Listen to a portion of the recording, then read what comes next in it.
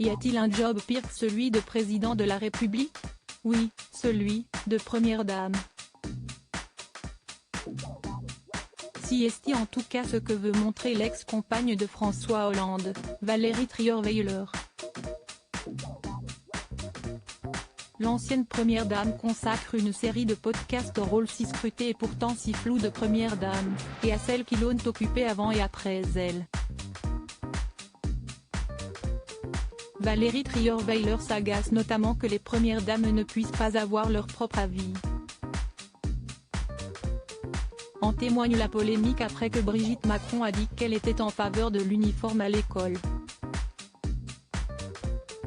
On s'offusque dès que Brigitte Macron prend la parole, mais elle a le droit d'avoir un avis, défend Valérie Trierweiler dans une interview à Europe 1. Ce n'est que le sien, ça n'engage pas la France.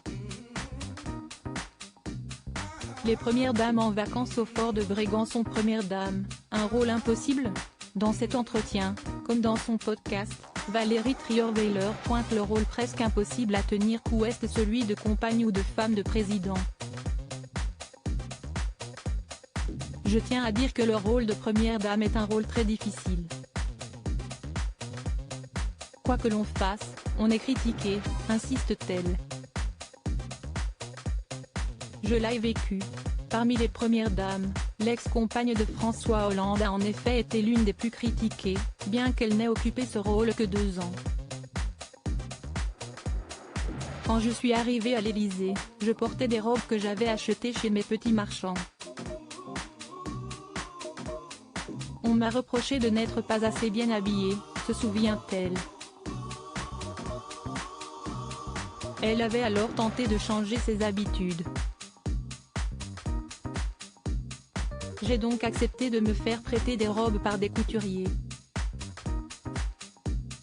J'ai tout de suite eu droit à une couverture de presse disant « Ça y est, elle tombe dans le luxe ». Mais il avait également été reproché à Valérie Trierweiler de garder son métier de journaliste.